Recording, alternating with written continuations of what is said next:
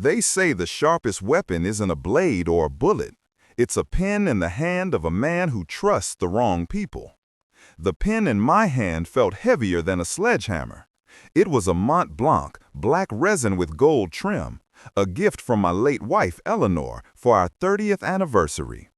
I remembered the night she gave it to me, the way the candlelight danced in her eyes at the bistro downtown, the way she whispered that I had written our life story with my hard work. But today, sitting at the mahogany desk in my study, the same desk where I had built a logistics empire from a single truck to a fleet of thousands, the pen didn't feel like a tool of creation. It felt like a weapon I was about to turn on myself. I sat there, staring at the nib hovering over the paper. At 72, recovering from a minor stroke that had left my left side weak and my speech slightly slurred, I wasn't the CEO anymore. And Dad was being managed. Dad was a problem to be solved, a liability to be filed away. My son Michael stood to my right. He was vibrating with a nervous electric energy that I had initially, foolishly, mistaken for concern. He kept touching his tie, smoothing the lapel of his suit jacket, checking his expensive watch every 30 seconds. He smelled of anxiety and too much cologne, a sharp musk that made my head swim. Behind him was his wife, Vanessa. She was a woman whose smile was painted on, a ceramic mask that never quite reached her eyes. She was holding a glass of water, urging me to stay hydrated with a sweetness that tasted entirely artificial, like saccharin that leaves a bitter aftertaste. They had been pushing for this meeting for weeks, ever since I came home from the rehabilitation center. "Just some standard paperwork, Dad," Michael had said, his voice pitched in that condescending tone people use for children and the elderly. "Updates to the insurance policy, medical proxy stuff, just so we can help you if things get worse." "No," I had mumbled, my tongue feeling thick in my mouth. Across the desk sat the notary. She was young, maybe 25, with frizzy hair pulled back in a severe, messy bun and cheap reading glasses perched on the end of her nose. Her name tag, crookedly pinned to her cardigan, read Sarah. She didn't look like part of Michael's slick corporate world. She looked terrified. Her hands were shaking visibly as she organized the stack of documents Michael had prepared. I saw her look at Michael, then at me, then down at the papers. She swallowed hard, her throat clicking audibly in the quiet room. She looked like a rabbit trapped between a fox and a wall. "Okay, Dad," Michael said, pointing a manicured finger at the bottom of the first page. He tapped the paper, a rhythmic, impatient sound. "Sign here. This just authorizes me to talk to your doctors, standard HIPAA stuff." I leaned forward. The stroke had left my vision blurry in the evenings, a weakness they knew about. A weakness they were counting on. The text swam before my eyes, a river of black ink on white paper. I squinted, trying to make the letters hold still, but they danced. I felt a flush of shame heat my neck.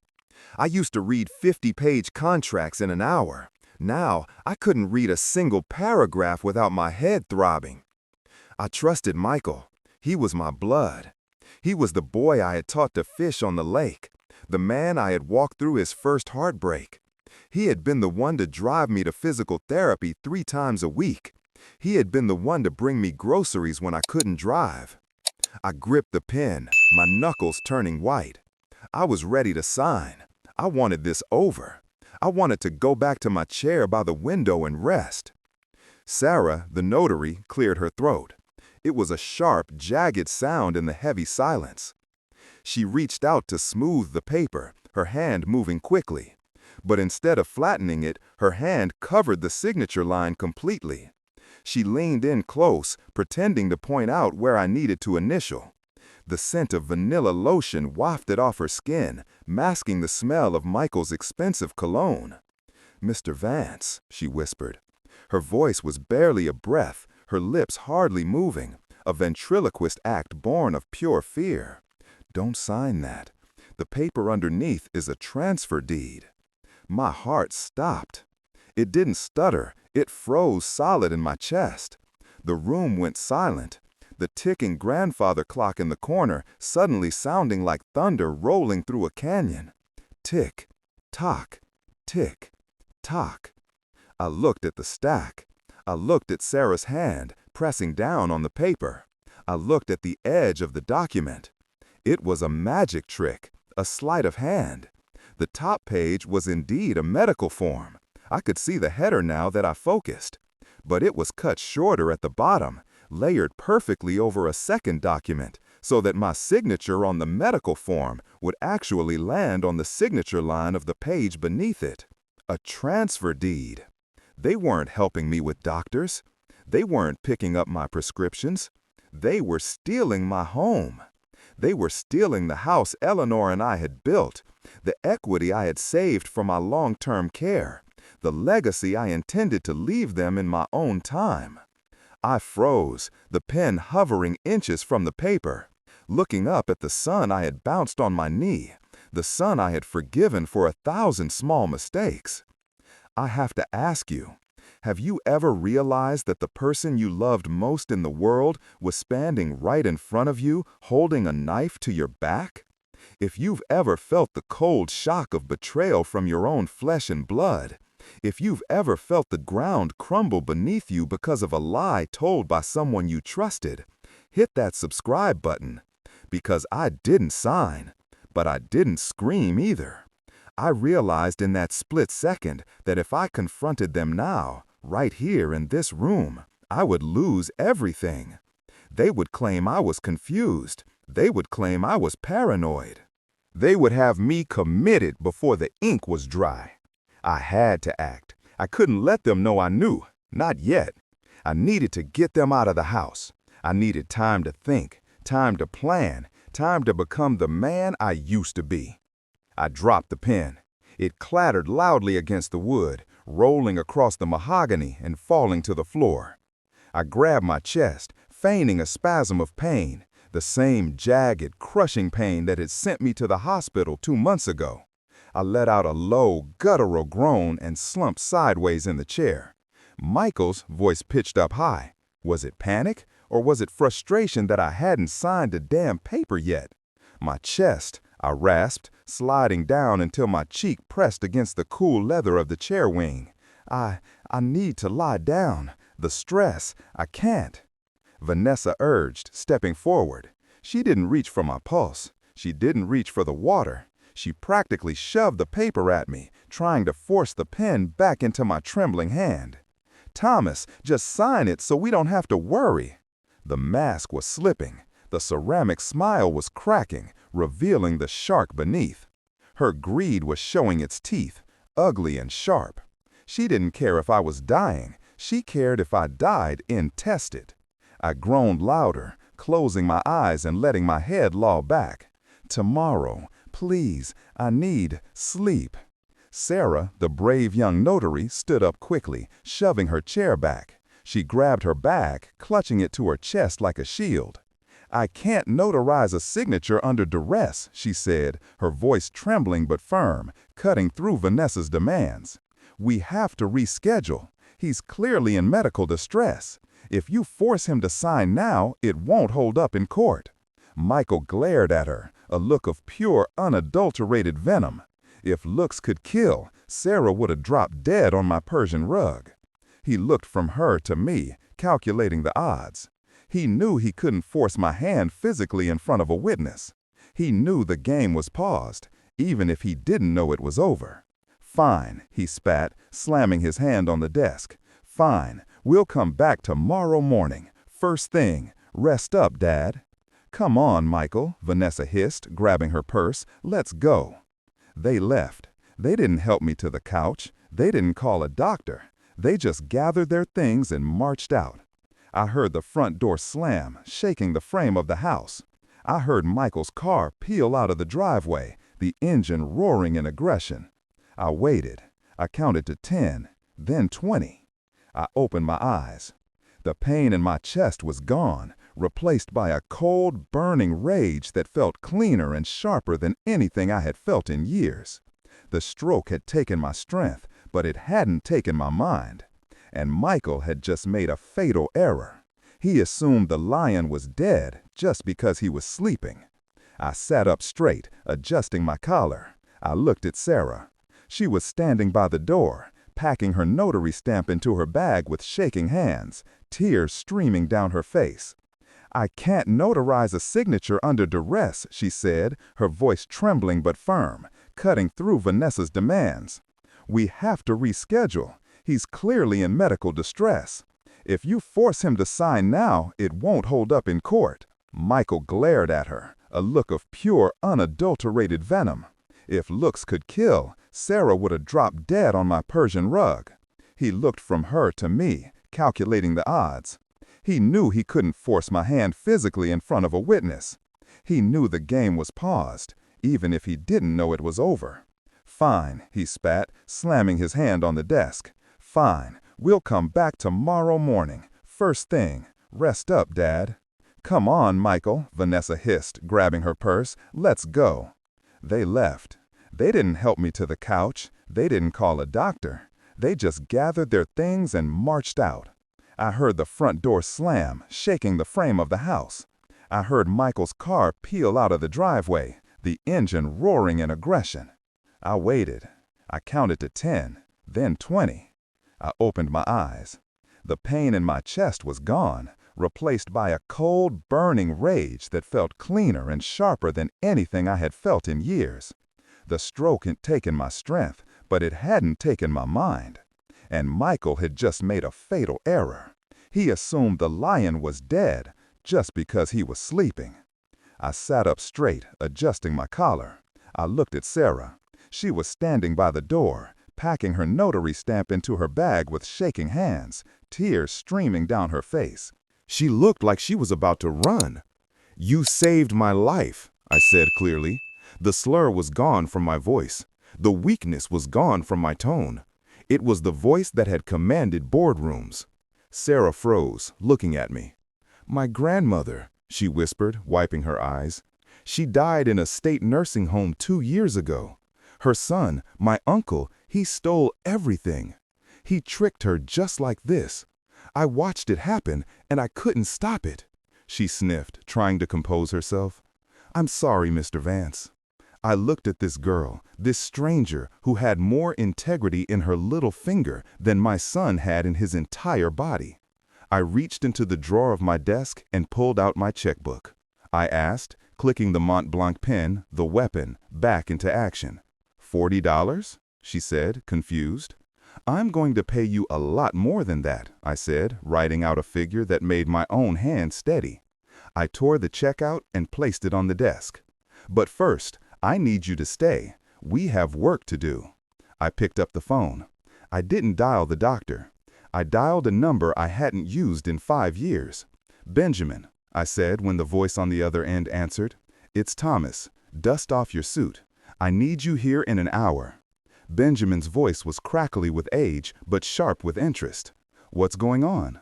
"I did," I said, looking at the empty driveway where my son had just fled. "A hostile takeover," I said. "My son just declared war." I hung up the phone and looked at Sarah. She had stopped crying. She looked at the check, then at me. She sat down in the chair across from me, taking out a notepad. What she asked? I wasn't a victim. I wasn't a feeble old man. I was Thomas Vance. And tomorrow morning, when Michael returned for his signature, he wasn't going to get a deed. He was going to get an eviction notice. The most dangerous time in a war isn't the battle itself. It's the quiet hours before dawn when you're cleaning your rifle and counting your ammunition. The night was long, stretched thin by the caffeine from 3 cups of black coffee, and the terrifying, crystal-clear clarity that only settles in after your heart has been thoroughly shattered. Sarah stayed. She didn't have to, but she did. She sat on the floor of my study, her legs crossed, surrounded by the debris of my life, sorting through the duplicate documents she had accidentally kept from Michael's stack. We found it all. It was an autopsy of my dignity. There was the transfer deed for the house, granting ownership to M&V Holdings, LLC, a shell company Michael and Vanessa had formed 3 weeks ago. There was the irrevocable power of attorney that gave him total, unchecked control over my bank accounts, my retirement funds, and my stock portfolio. But the piece of paper that broke me, the one that made me weep silent, dry tears in the dim light of the desk lamp, was a draft of an admission letter. It was for Shady Acres State Facility. I knew the place. It was the cheapest, most underfunded warehouse for the elderly in the county. It smelled of urine and bleach, and the residents there spent their final days staring at water stains on the ceiling. He wasn't just stealing my wealth, he was discarding me like trash. He was planning to lock me away in a place where I would rot, just so he could join a country club and buy a boat. "He hates you," Sarah whispered, reading the admission letter, her voice trembling with a mixture of horror and rage. "He doesn't hate me, Sarah," I said, staring at the portrait of Michael as a boy that still hung on the wall. "That would require passion. He just doesn't care. To him, I'm not a person." At 7 a.m., the cavalry arrived in the form of a 1998 Buick sedan. Benjamin, my attorney and friend of 40 years, moved slower than a glacier these days, needing a cane and a steady hand to get up the porch steps. But his mind was still a steel trap disguised behind thick bifocals. I let him in, the morning air brisk and cold. When I showed him the papers Sarah had saved, his face darkened, the lines around his mouth deepening into a scowl of professional fury. "This is fraud, Thomas," Benjamin growled, his voice gravelly with sleep and anger. "This is attempted grand larceny, elder abuse, conspiracy. We can call the sheriff right now." "No," I said, walking to the window. I watched the street, waiting for the familiar silver Mercedes. Arrest is too quick. It's too clean. He wants the house? He wants to treat me like a senile invalid? "You want to trap him," Benjamin surmised, opening his briefcase and pulling out a camcorder. "I want him to know that he didn't beat me," I said. I set the stage with the precision of a theater director. I sat back in the leather chair, slumping my shoulders, practicing the tremors in my hands. I placed a glass of water near the edge of the desk, ready to be spilled if I needed a distraction. Sarah sat in the corner chair, clutching her notary bag, looking terrified but resolute. Benjamin took his position in the adjoining library, the heavy oak door cracked just an inch, the lens of the camera positioned perfectly in the gap. At 9 a.m. sharp, the front door opened. Michael and Vanessa burst in, bringing with them the cold morning air and their suffocating entitlement. They were dressed for victory. Michael in a golf polo, Vanessa in a tennis skirt.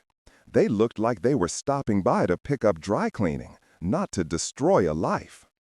"Okay, Dad," Michael said, breezing into the study without knocking, not even asking how I slept or if I was feeling better. "Let's get this over with." I'm feeling better," I lied, letting my voice waver, injecting a frail rasp into the words. "I rested. I'm ready to sign. I just want to make sure you're taken care of, son." "Exactly," Vanessa smiled, placing the rigged stack of papers back in front of me. She patted my hand, her skin cool and dry. "It's for the best, Thomas." "We just want to protect you."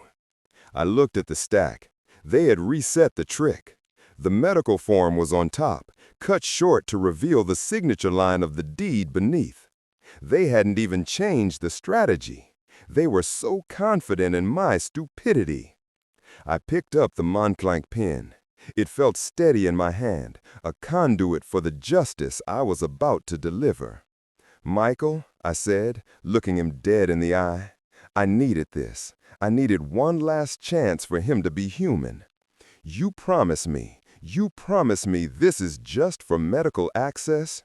You promise nothing changes with the house?" The room went silent. Even Sarah stopped breathing. Michael looked at me. He didn't blink. He didn't hesitate. "I promise, Dad," he said, his face the picture of sincerity. "I would never take your home. This is just so I can talk to the doctors about your heart."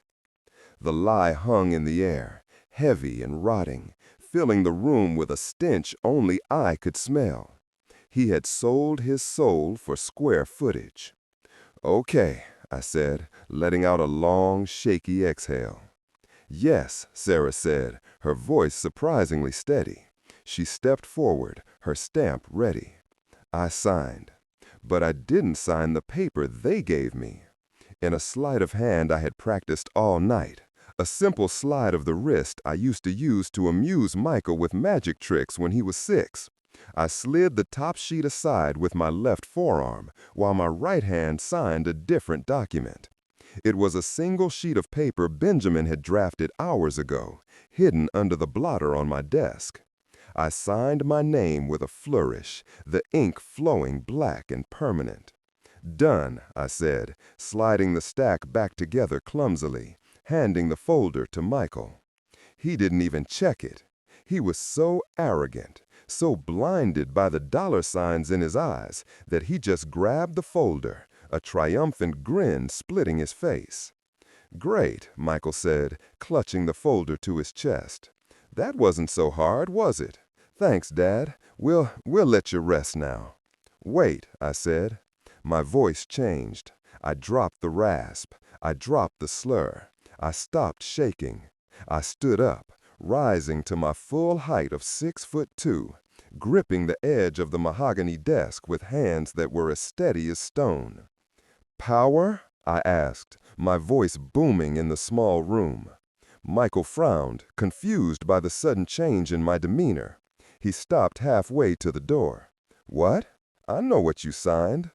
"Open the folder, Michael," I commanded. He hesitated, looking at Vanessa, then back at me.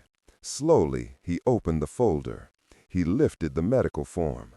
He looked at the page underneath, the page I had actually signed. He froze.